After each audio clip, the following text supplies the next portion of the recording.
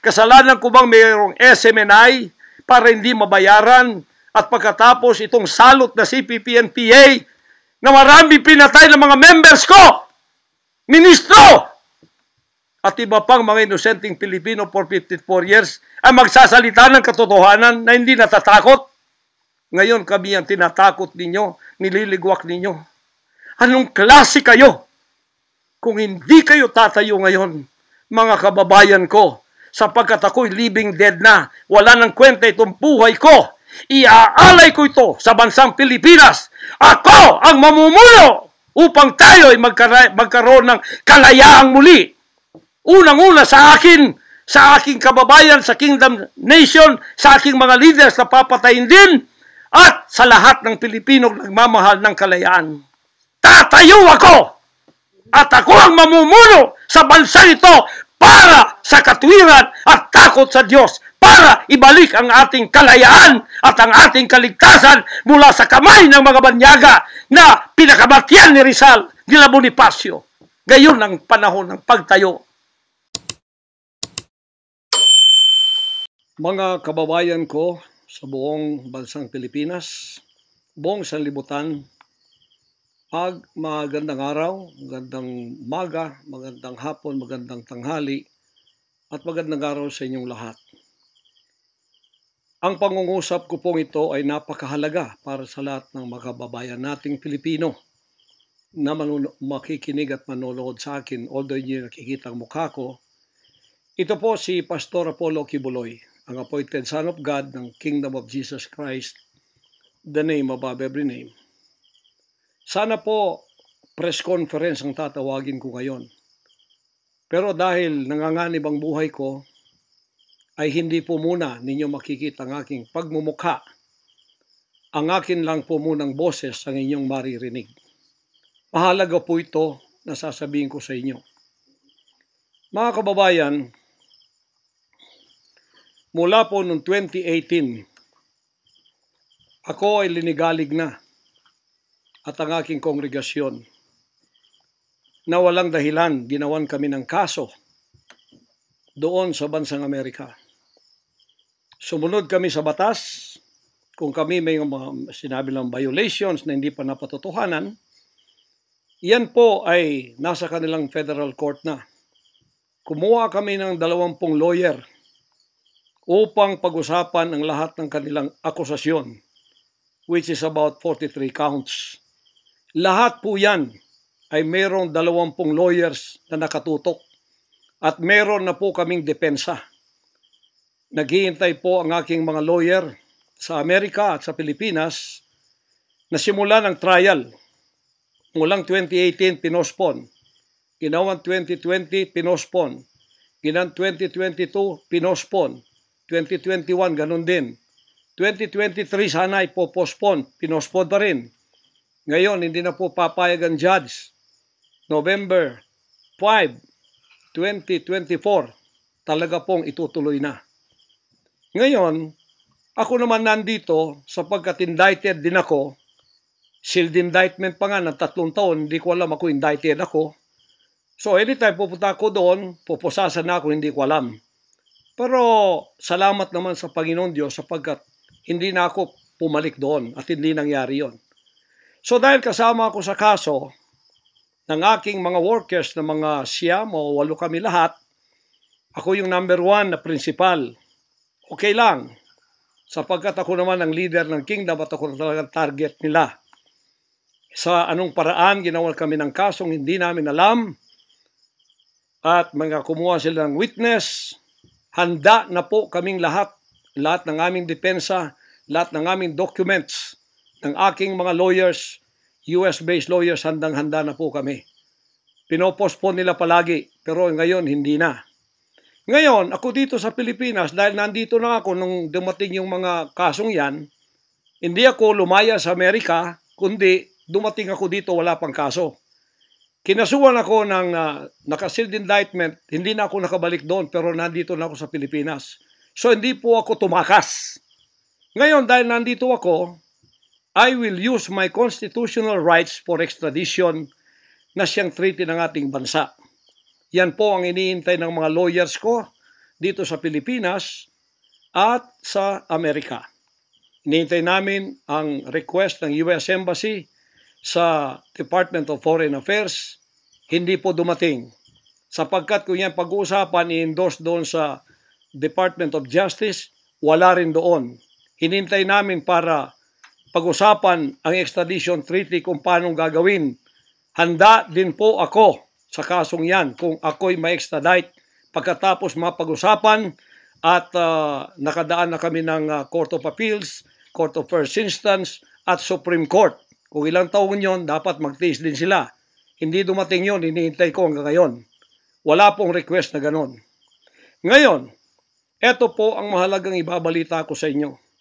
Mula noong 2018 hanggang ngayon, hindi na po kami mapakali sa ating sariling bansa. Nawala po ang aming kalayaan sapagkat kami dito ay sinosurveillance. Sinosurveillance ako dito sa Pilipinas ng CIA at ng FBI. Sarili kong bansa, ako po ay nagtatago sapagkat liligwakin ako ng ganun-ganun na lang. Walang extradition process na gagawin. Dumating po sa aming kaalaman sa mga sandaling ito from reliable sources.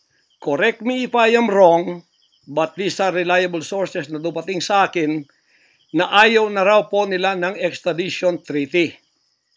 Ang kanila daw pong gagawin ng CIA, ng FBI, ng US Embassy at State Department, kasabwat ng ating gobyerno, ng Pangulong Marcos at ng First Lady at kung sino pa man ang nasa gobyerno, ako ay rendition ng kanilang gagawin.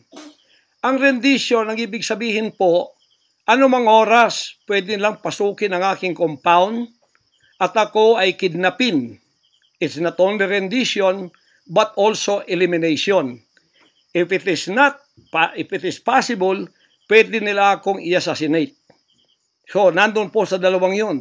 Kidnapping or assassination. Killing talaga, murder. Yun po ang dumating na balita sa akin ngayon from reliable sources. Kaya, mulang 2018, alam na po namin na may gagawin sila. Hindi lang namin alam kung paano sapagkat ang hinihintay namin ay extradition sapagkat yun ang treaty natin. Ngayon, ito pong gagawin nila dahil hindi na sila dadaan doon ay illegal. Kidnapping or elimination or assassination. Di po ba sa atang sariling bansa ang aking constitutional rights nawala na? Sapagkat ako po ay binigay na sa kamay ng mga banyagang ito ng ating sariling gobyerno ni Pangulong Marcos at ni First Lady Araneta Marcos. Huwag kayong magkaila kung totoo itong sinasabi ko. Angkinin nyo, kung hindi, i-correct ninyo ako. Sapagkat ang buhay ko ngayon ay nanganganib. Kahit mukha ko, hindi ko pwedeng ipakita sa inyo. Sapagkat ako ay binigay na ninyo sa kamay ng mga Amerikano. At gagawin nilang gusto lang gawin sa akin sa aking sariling bansa. Ang aking 11 compounds, araw-gabi, sinosurveillan ng drone. Hindi po kami makatulog, hindi kami mapakali. Baka yung ginawa nila sa amin noong 2020 doon sa Amerika na bigla kaming pinasok, pinaggigibang pintuan, pinaggigiba ang lahat ng aming pamamahay sa loob, linigwak lahat, ay gagawin nila dito sa aming bansang Pilipinas sa aking mga compound. Saan man po ako naroroon, nandoon sila nakasurveillance sa akin at naghihintay na lang ng tamang pagkakataon upang ako ay kidnapin o kaya patayin o kaya i-assassinate na ganun-ganun na lang para mawala ako dito sa mundong ito. Na kanilang bakit ako naging hadlang, hindi ko alam. Hindi lang po yun mga kababayan, kundi ang aking leaders lahat kasama na sa elimination. Ito pong aking Board of Administrators, senior leaders, lahat po sila ay pwede na rin nilang patayin lahat. At pagkatapos hindi namin alam kung anong plano nila sa buong properties namin sa Kingdom Nation. Bakit ganito sila kagalit at bakit ganito ang kanilang treatment sa akin na isang appointed son. Ang ministry ko po ay evangelizing the whole world with the Word of God. Hindi ko naman kasalanan ako'y maging kaibigan ng politikong tulad ni Pangulong Duterte, Vice President Sara. Taga Davao po kaming lahat. Lumaki kami lahat dito. Alam ko po ang aking mga kaibigan, sila. Lumaki kami, mayor namin yan, prosecutor pa, naging congressman, naging president. Yan po ang aking pakikipag-ugnayan for nation building. Wala akong ibang interest sa bansang ito, kundi ang pagunlad. Ngayon, ako po ay inuusig. Ako po ay ginigipit. At ako po ay sinasaktan sa lahat ng paraan ng mga false accusation, false allegations na ayaw naman nilang pumunta sa korte.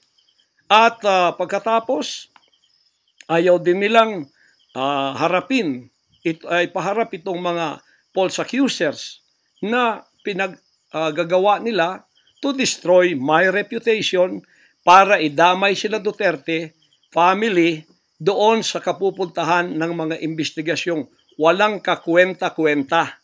Hinamon ko na kayo, punta kayo sa korte. Ayaw ninyo, ikaw, Risa Hontiveros, ikaw, kayong tatlo dyan na nasa kongresong puro leftist. Hinahamon ko kayo, sabi ko, pumunta kayo sa korte sapagkat ang SMNI, walang kasalanan, ginurgur ninyo sapagkat idinadawit ninyo kami sa politika. Nalis ninyo ang aming malayang pagpapahayag, ang aming press freedom, pati ang liberty ko na, ang aking freedom, ang aking constitutional rights. Wala na po. Palagi kaming nagtatago. Palagi kaming lumilingon sa likod namin sapagkat hinahabol kami. Nakapalibot sa amin ng mga CIA, alam namin yon. FBI nandyan din. Pinag-usapan na ito dyan sa State Department. At ang reliable sources dumating sa akin. Ang ulo ko po ngayon, may patong na $2 million or 100 million pesos ang ipinatong sa ulo ko. Baka yan ay madagdagan pa kung may maunang makapatay sa akin. Ano ang nangyayari sa bansa natin? Ngayon, mga kababayan, ay meron pa pong gagawin daw sila sapagkat meron na daw silang search warrant. Pagkatapos daw, isi-search ang aming lahat ng compound. At hindi daw kami papayagan na merong witness na sasama. At ang balita namin, kung ito'y totoo, sa reliable source ay nagsasabi na paplantingan daw kami ng bomba, guns, and drugs sa aming mga compound. Yan po ay aming babantayan. Sinabi ko na po muna sa inyo dito sa live na to para kung mangyari man ang mangyayari sapagkat wala po kaming ganon ay sila po may kagagawan nun. Ganito ka-evil ang kanila pong mga pag-iisip sa ngayon, masyadong desperado. Aywan ko kung bakit. Kung kayo nasa katotohanan, nasa kapangyarihan, bakit kayo natatakot? At huwag ninyong pasamahin ang aming mga abogado para sumama sa inyo sa pagsisearch. Kaduda-duda na yon. Hindi po pwede yon. Ano tayo? Bansang Hapon ng panahon ng giyera? Ano to? Panahon ni Hitler? Na wala kaming pwedeng lawyer na sumama sa inyo, kayo-kayo lang. Pagkatapos, pwede nyo kaming barilin pagka kami nakikipag-usap na kailangan may witness para kamerahan namin ang ginagawa ninyo na wala kayong lusot kung meron kayong gagawin na kabulastugan. At pagkatapos, ipapatong ninyo sa amin. Pagka ito'y totoo, we will resist you. Hindi kami violent, pero hindi kami papayag na wala kaming mga witness na sasama sa inyo. Lawyer at saka barangay captain ang hinihingi namin na magiging witness sa lahat ng search na gagawin ninyo sa lahat ng aming pamamahay, kwarto o kung ano. At may lawyer kaming titingin muna sa inyong dokumento kung ano ang isi-search nyo, kung anong bahay, kung anong compound, kung ano lang ang dapat nyong gawin at ilang oras. Hindi to open-ended eh.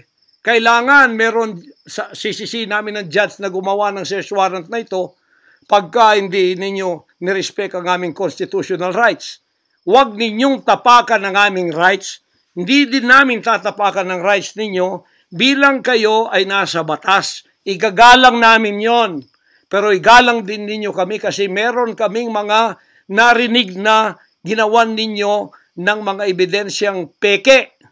Tinamnan ninyo pagkatapos ipapatong ang kaso sa amin. Religious community po ito. This is a spiritual community. Once tumapak kayo dyan, sapagkat kayong nagdadala ng batas, respetuhin ninyo, you are on holy ground. Yan po ay mahal na mahal naming banal na dako. Huwag ninyong lapastanganin. Pero hindi namin kayo pipigilan kapag may search warrant kayo.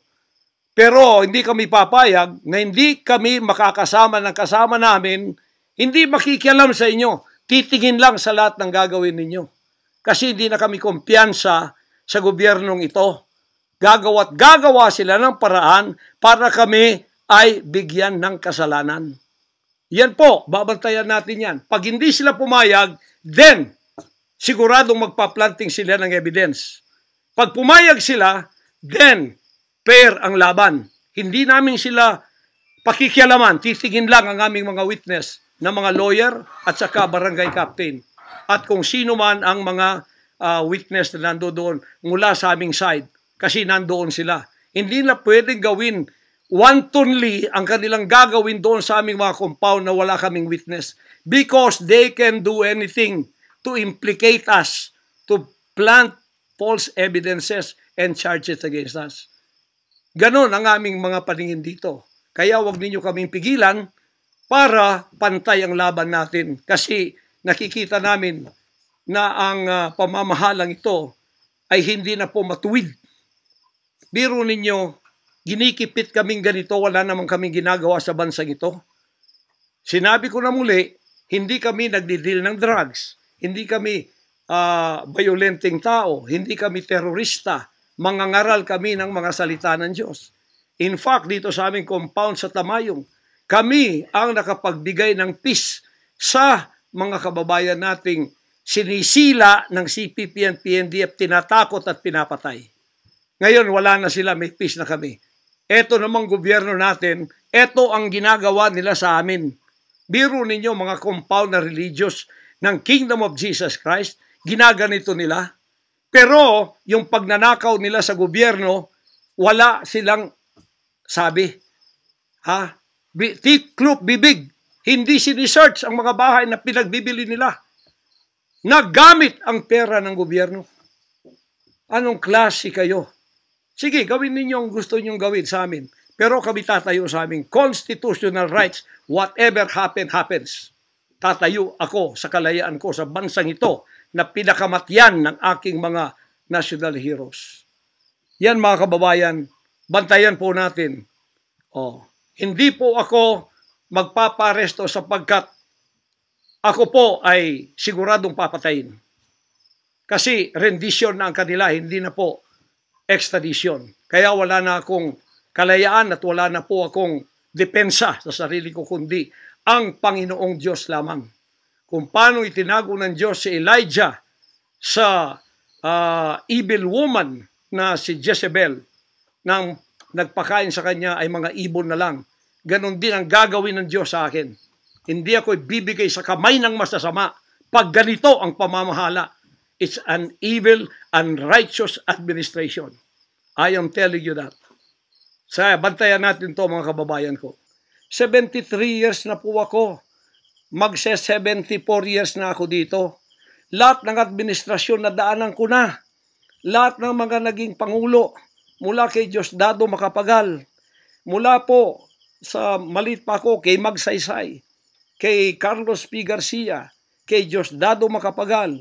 Kay Marcos Sr., kay Cory Aquino, pagkatapos kay Ramos, pagkatapos kay Gloria Macapagal, pagkatapos kay Erap, pagkatapos kay Ramos, pagkatapos si Aquino, Noynoy, pagkatapos ang ating Pangulong Duterte.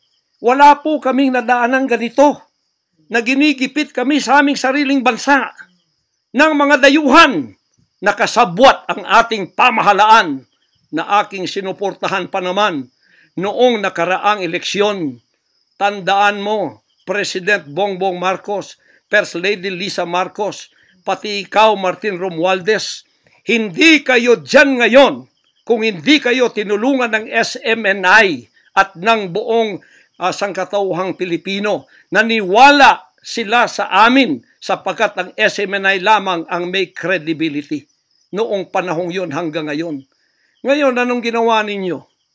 Pinaggagawan ninyo kami ng kasalanan, inilagay ninyo kami sa kahihiyan, pagkatapos ibinilanggo pa ninyo ang dalawa naming mamamahayag, pagkatapos inaapi ninyo kami ng ganito-ganito lang, ang aming pong tolerance, it has come to the rim.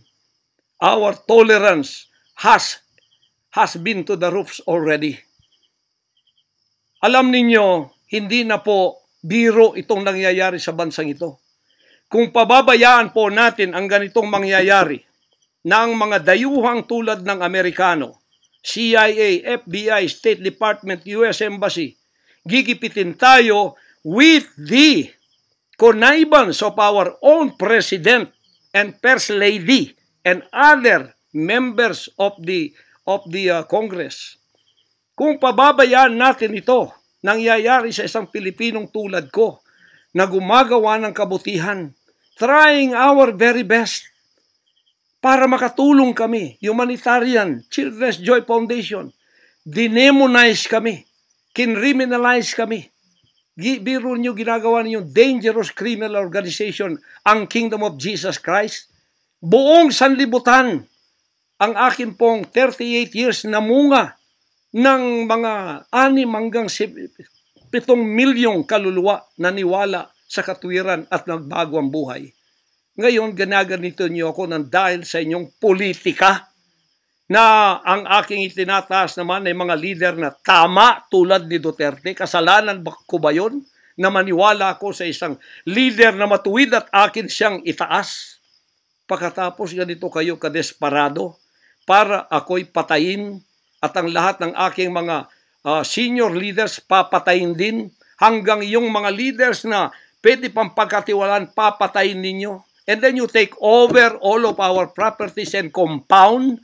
Pagkatapos lilinlangin ninyo ang mga tao. Pagkatapos magtatayo kayo ng sariling korporasyon, i-incorporate ninyo doon ang lahat ng properties na pinaghirapan, blood, sweat, and tears ng aking mga members all over the world. Tapos biglang-bigla ililipat ninyo doon sa inyong bagong korporasyon at pagkatapos itataas ninyo ang kamay ng isang tao tulad ni Bandari at sasabihin niyo, ito ang leader ninyo ngayon. Ano ang Kingdom of Jesus Christ? Political government? Hindi po ganon. Mangyari ng mangyayari. Hindi po papayagan ng Panginoon Diyos ang mga bagay na itong nangyayari sa ating bansa sa mga sandaling ito. Kung ako, mabuting tao, kung ako nangangaral ng katuwiran, kung ako tumutulong ng kusang loob at hindi nagpapautang loob kanino man, ginaganito ako. Sino pa kaya kayo, mga kababayan ko? Bumukas na po ang mata natin. Magkaisa na tayo at alisin ang evil administration na ito na siyang ginagamit ng masamang espiritu upang ang kadiliman ay bumalot sa buong bansang Pilipinas. Alam ko, mahal ninyo ang Pilipinas, mga Pilipino. Naghihintay lang tayo ng tamang pagkakataon. Meron pa bang ibang pagkakataon? Tingnan niyo nangyayari sa Kongreso. Tingnan ninyong korupsyon. Tingnan ninyong droga. Mismong ating presidente, mismong kanyang pamilya, inakusahang druggists, inakusahang mga drug addicts. Wala tayong ginagawa. Mismong Pangulong Duterte na nagsabi niyan. Mismong naririnig natin araw-araw, durugista siya. Pagkatapos, kami pa ngayon ang inaapi-api sa aming paglilingkod. Pagkatapos sila ay mga kriminal na nakaupo dahil may kapangyarihan. Kami ngayon ang liligwakin nila. Hindi ba yan karumal-dumal sa harap ng ating Panginoon Diyos? Hindi ba yan ay isang pamamahalang hindi tama? Si Nebukadnezar, pinakain ng damot, ginawa siyang hayop. Ang kanyang anak si Belshazzar, nakakita ng handwriting on the wall. Pagkatapos, inalis ang kaharian sa kanya at ibinigay kung sino ang magiging matuwid na haharap sa Panginoon Diyos. Anong tingin ninyo sa akin bilang pastor? Dinemonize. Ang reputasyon ko pinagsisira. Ngayon, hindi na ako buhay. I am a living dead. Kung wala ang Panginoon Diyos sa akin, pinatay na ako sapagkat lahat ng gadgets nasa sa kanila.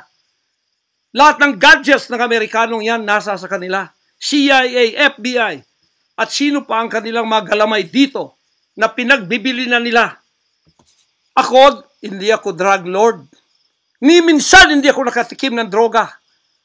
Mulang-mula pa, inialay na ako ng aking ama na maging isang ministro ng banal na kasulatan. Hanggang ako'y lumaki, hanggang ako'y naging 74 years old, hindi ko po na-enjoy ang aking kabataan sapagkat hindi ako nagliwaliw. Ako po'y nangaral. 50 years na akong nangangaral. 38 years in the kingdom ministry. Ni isang sigarilyo, hindi tumama sa bibig ko. Ni maliit na bisyo, hindi ko pinasok. Ako po ay hindi nag-asawa. Ngayon, inaakusahan ako ng napakaraming babae. Ito po ang kasalanan ko. Pinayaman ako ng Panginoon Diyos, akala nila sa akin. Single ako, kaya pinag-aagawan ako. Pagkatapos na ako ay maghihindi, mapapahiya, ibabaliktad nila sa akin. Yan ang tinatawag kong Potiphar's wife syndrome. Hindi po ako nagsasalita ng ganito kasi mapahiya ang mga babaeng yan. Nag-aagawan sila. Mahirap man sabihin. Pinag-aagawan nila ako. Dahil nananawagan sa mga magulang, mayaman na tayo pag nangyari ito. Sabi ko, hindi mangyayari yan kasi dedicated ako eh. Napahiya, ngayon binayaran at ngayon binabaligtad ang lahat ng istorya. Mahirap pong sabihin ko ito kasi masisira ang kanilang pagkababae. Napilitan lamang ako sapagkat ang buhay ko po'y nanganganib. Anytime pwede na akong kidnapin kung nakita ang aking lair, ang aking hideout. Anytime pwede na akong ligwakin. Ang aking mga BOA leaders, hindi na po natutulog sa compound. Kung saan-saan na lang po mga membro kami natutulog. Doon sa mga payak na mga bahay, doon sa mga bahay na hindi kilala. Sapagkat lahat po kami nakalista na, napapatayin, gugurgurin.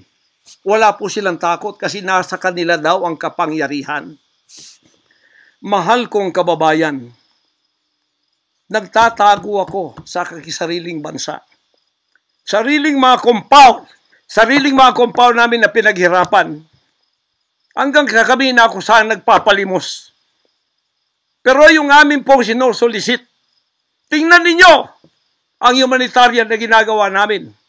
Ni 5 wala kaming ninanakaw. Yung mga volunteers ko, walang sweldo. Araw at gabi.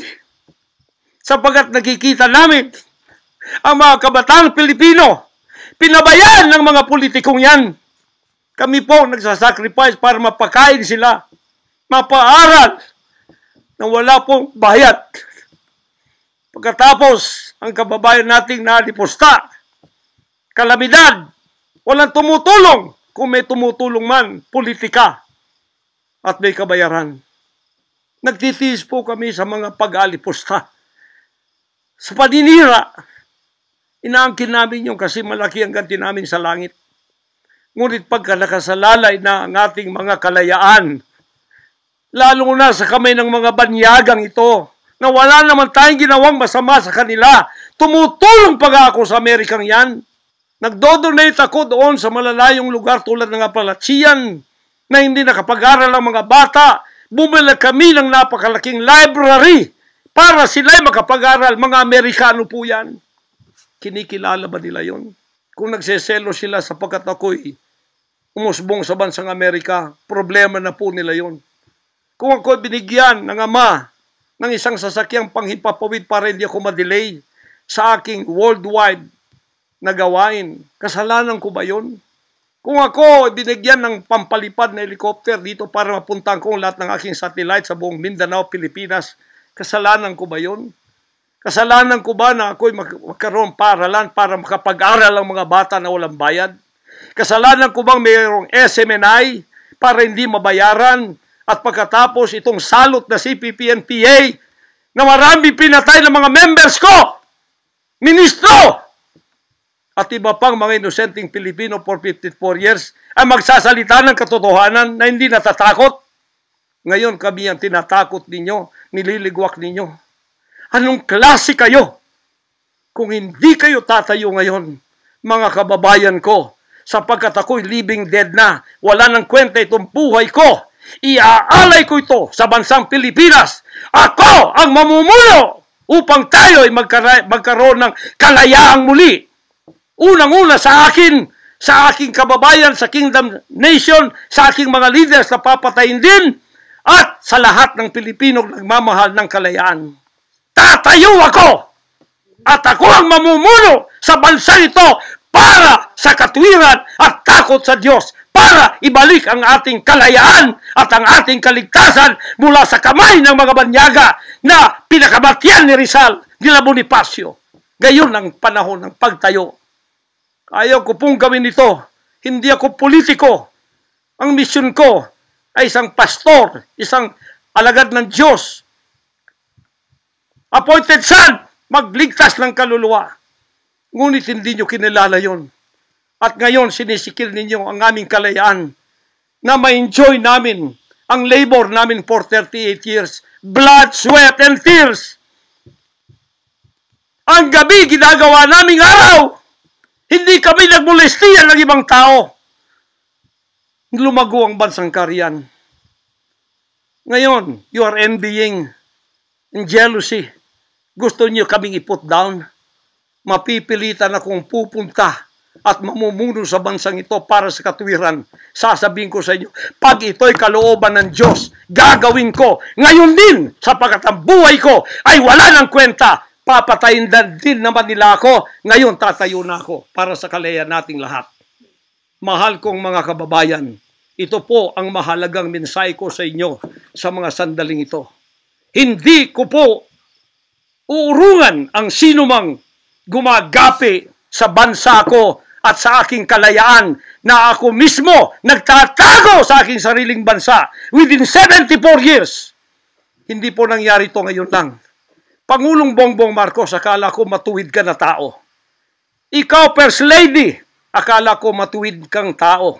Totoo ba yung ginagawa ninyo riyan na meron kayong mga sex orgies at meron kayong mga drug session na nagliligwak kayo ng drug, sumisingot kayo ng drug habang nagsesex orgies kayo? Totoo ba ito? Totoo bang kayo ay may mga session ng nagarkila kayo ng mga voodoo expert from Africa, pagkatapos mga witchcraft sa India, at ang inyong session Martes, at pagkatapos Biyernes dyan sa Malacanang upang inyong aswagin, i-witchcraft ako, Vice President Sara, at Pangulong Digong, at ang lahat ng tutol sa inyong paglilingkod. Biro ninyo, naging demons na kayo. Nag-devil worship na kayo kung totoo man ito.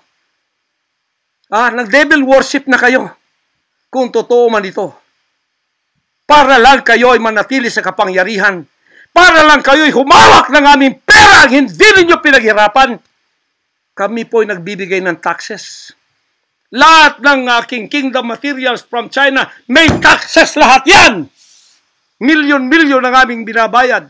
Gayon, ginagawa pa ninyo sa amin ito? Matuwid ba kayo? President Bongbong Marcos, Lisa Marcos, makinig kayo. Totoo ba na gumawa kayo ng aksyon kasama ng FBI na ako ay nyo nang ipaligwak at binigay sa kanilang kamay?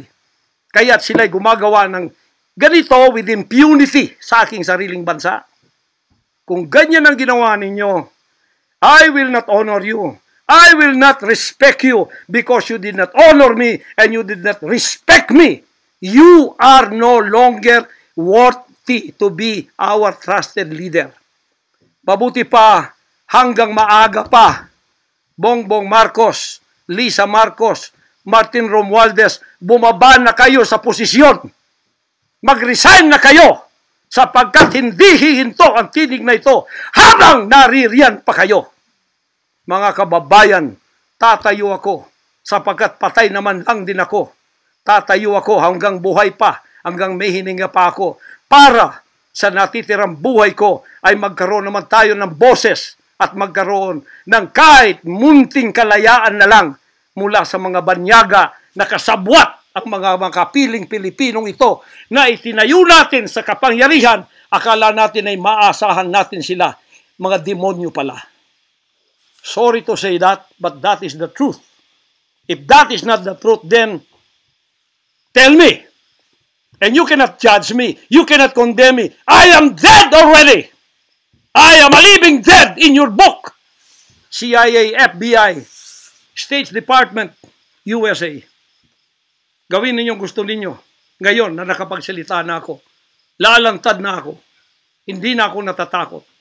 Ako ay handa sa glorification. Kung ang glorification ko ay mangyayari maging glorified body ako, hindi ko tatablan ng bala. O kaya, tatablan pa ako sapagkat hindi pa nangyari yon. Handa na akong humarap sa mga bala ninyo. Basta't ito ay nasabi ko na sa social media. Huwag ninyong ligwakin ito para sa bansang Pilipinas ito. Mahal ko po kayong lahat. Pagpalain natin ang ating bansang Pilipinas. Pagpalain tayo ng ating buting Diyos. Pagpalain at ipigay natin ang lahat ng kapangyarihan sa Kanya. At tandaan ninyo ito, hindi mananaig ang kadiliman sa bansang ito habang may boses na ganito. Sumunod po kayong lahat at tayo ay magkaisa ngayon para itaas ang bandila ng kalayaan ng ating bansang ibinigay ni Rizal ang kanyang dugo. Ibinigay ng ating mga heroes ang kanyang dugo. Ngayon, itong mga slaves na to ay hawak ang liig nila ng mga banyaga at tayo ay ipinagbili na sa kanila. Hindi ako papayag hanggang ako'y may buhay at hilinga. Total, patay naman din ako sa inyong libro. Okay na ako sa buhay ko. Masaya na ako. Meron na akong accomplishment. Handang-handa naman ako pumunta ng langit noon pa. 50 years ago, I was ready to go to heaven because I have been there thousands of times and I saw my mansion there. Nandito lang ako para sa aking bansang Pilipinas, para sa kaligtasan ng mga kaluluwa sa buong sanlibutan. Yun lang ang dahilan kung bakit ako naririto. Pero natatakot mamatay? Hindi po. Sapagkat ako'y nasa Kanya at siya'y nasa akin. Ano man ang mangyayari sa akin tulad ng aking amang si Jesus Christ, ipinako sa krus, ay handa po akong mag-alay ng aking buhay sa isang worthy cause na sinasabi ko dito. Magandang gabi po, magandang araw sa inyong lahat. Hanggang dito lang, pagpalain tayo ng ating dakilang Ama. Sa Kanya lahat ang kapurihan at ang kapasalamatan at ang kaharian magpakailanman ay mananaig dito sa ating bansa at sa buong sanlibutan. To God, our Jesus Christ, be the glory forever. Amen.